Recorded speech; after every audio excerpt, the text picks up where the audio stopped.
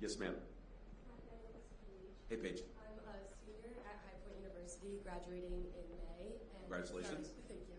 I'm starting to look at my options on where to move and work after college. My question is, how will you and President Trump fix the amount of illegal immigrants in this country, specifically relating to the safety of young women like myself thinking about moving to New York City after school? Sure. Well, it's a very good question, Paige. First of all, don't move to New York City until after the election. That's, vote in North Carolina, and then you can move somewhere else afterwards. We really need your vote here in North Carolina.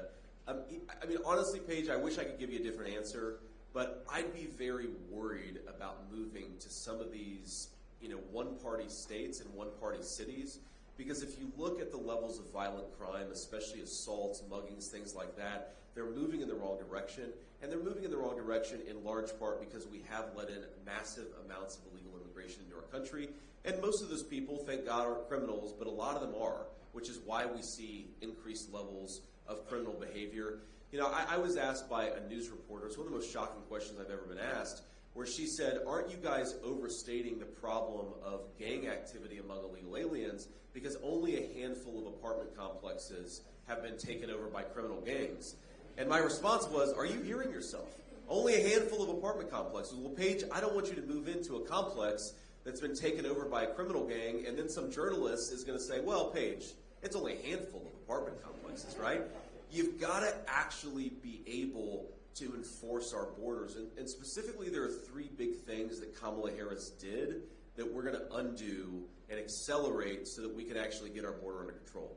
The first and most important is Kamala Harris really cut down on deportations. If you know you can come into the country without ever being deported, you're going to keep on coming into the country illegally. So we have to re-implement deportations in the United States of America. The second is, and I've been to the border more times than our illustrious borders are Kamala Harris, if you go to certain parts of the border, you will see slabs of border wall laying in the dirt, rusting, because she stopped construction of the border wall. And the Border Patrol will tell you that where the border wall was constructed, you saw a massive decrease in the amount of illegal immigration. Let's just finish that border wall and cut down even more on illegal immigration. And then the third thing, Paige, and this gets a little bit into the details of immigration policy, but it really matters, is when a person comes to the United States and says that they're claiming asylum, what do you do with that person?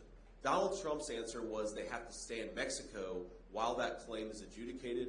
Kamala Harris's answer is we're going to let this person roam freely in the United States of America for 10, 15 years. That's called catch and release. We've got to stop catch and release. We do those three things, I think we'll cut down on violent crime and we'll make it easier for you to choose to live where you want to live. But I hope you'll come and live in Ohio or stay in North Carolina and not go to New York City.